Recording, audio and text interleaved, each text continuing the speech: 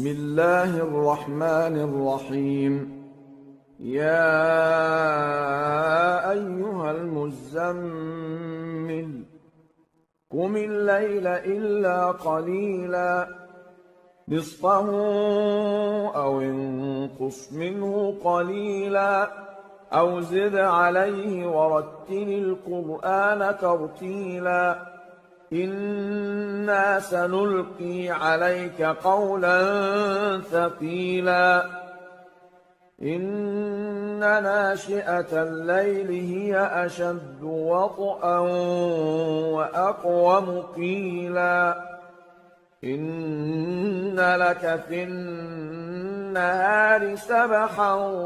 طويلا واذكر اسم ربك وتبتل إليه تبتيلا رب المشرق والمغرب لا إله إلا هو فاتخذه وكيلا واصبر على ما يقولون واهجرهم هجرا جميلا وذرني والمكذبين أولي النعمة ومهلهم قليلا إن لدينا أنكالا وجحيما وطعاما ذا غصة وعذابا أليما يوم ترجف الأرض والجبال وكانت الجبال كثيبا مهيلا إنا أرسلنا إليكم رسولا شاهدا عليكم كما أرسلنا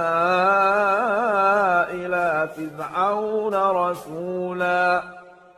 فعصى فرعون الرسول فأخذناه أخذا وبيلا فكيف تتقون إن كفرتم يوما يجعل الولدان شيبا السماء منفطر به كان وعده مفعولا إن هذه تذكرة فمن شاء اتخذ إلى ربه سبيلا إن ربك يعلم أنك تقوم أدنى من ثلثي الليل ونصفه وثلثه وطائفة من الذين معك والله يقدر الليل والنهار علم أن لن تحصوه فتاب عليكم فاقرؤوا ما تيسر من القرآن علم أن سيكون منكم مرضى وآخرون يضربون في الأرض يبتغون من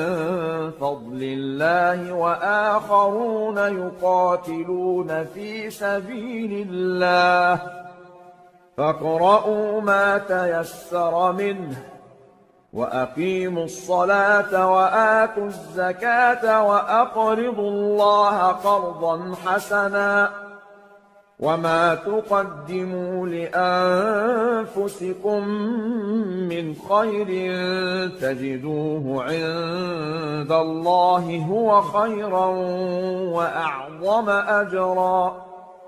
واستغفروا الله إن الله غفور رحيم.